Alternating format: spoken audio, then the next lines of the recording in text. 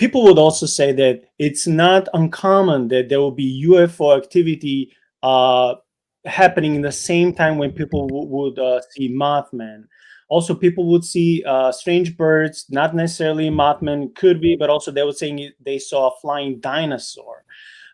People would say that also this creature would make a bird type noise that was almost giggling and making fun of the people who would be observing this phenomenon. People also saw in, for example, in 1999 and 2000, a couple saw a huge form in front of them. It wasn't a bird because it was translucent, as if it was phasing or shifting. This is actually a report from the documentary that I saw. Then putting on wings or arms on and flew up. It was very fast. This reminds me, again, I'm in no way to put any conclusion, but this just reminds me of some of the stories we've been covering in the previous episodes, when people say when they swore they saw I don't know, Bigfoot or Dogman or just different creatures. They're able to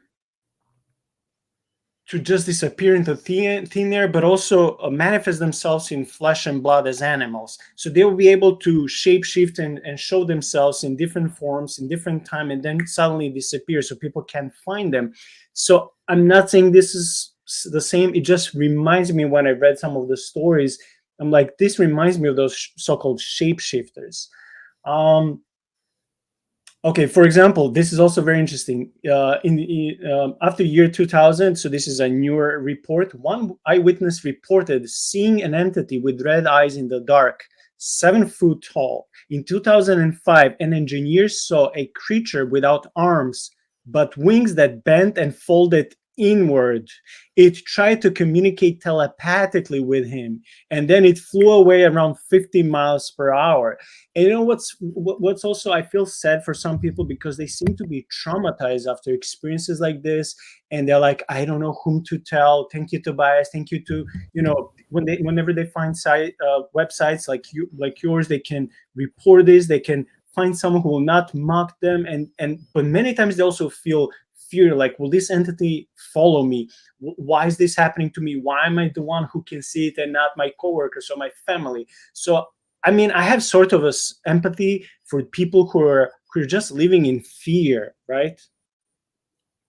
Oh yeah, definitely. I mean, the number one narrative that I have received from witnesses to describe their experience immediately post sighting, right, is that they will have this impossible experience. It could be a winged humanoid, like the Mothman sighting. Certainly, I've talked to plenty of those witnesses, but it could be anything from a UFO to seeing a ghost or some kind of cryptid, or something similar.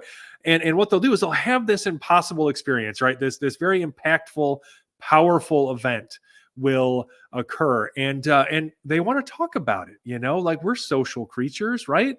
And they need this catharsis, right? Like this cathartic release of being able to speak to someone whom they can trust. And so they'll go to a loved one, could be a spouse or a parent or a sibling or something, a close friend, whatever. And the number one response they receive, and this breaks my heart, is they will be laughed at by this person that they want to be able to trust with their deepest secrets, right? And then they don't talk about it anymore, and they just shut up about it. And if they do ever talk about it again, it's because they have stumbled upon somebody like us, who will actually listen to them without judgment, and take their story seriously. And I'm not advising people to credulously believe every single thing they hear, but if somebody is doing their best to authentically relate an experience to you, I think that the bare minimum that we can do is treat them with enough basic respect and human decency to hear them out and take them seriously. If there are no signs of deception or anything like that, and usually there aren't. I mean, most people, regardless of whether or not you end up finding some kind of prosaic explanation for their experience, something that they can't explain happened to them, right? like regardless of whether or not it's a misidentification or something else, to them, this was something unidentified. This was something they couldn't explain. And so that's powerful and it's important, and it's worthy of our respect. And all too often, people who have these kinds of experiences, that they receive the exact opposite treatment. And that's why I think more people aren't willing to talk about this stuff, at least not openly. Yeah, I remember when I was reading your book, there was a O'Hare. So O'Hare, for people who don't know, it's a Chicago International Airport. I mean, you can also fly domestically, but it's usually used for international flights.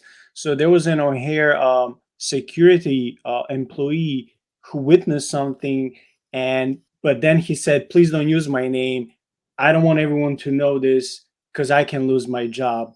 And then another story with some government official who also said, "Don't use my name, please. People will laugh at me. I can be fired." This is not funny.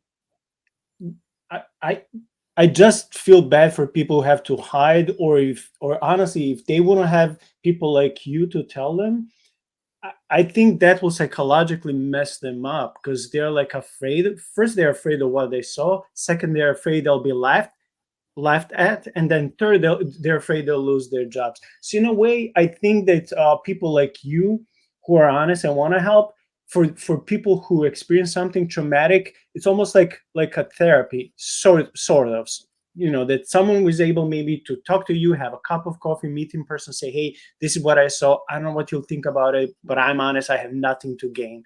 So yeah, I agree with you. We have to empathize with these people.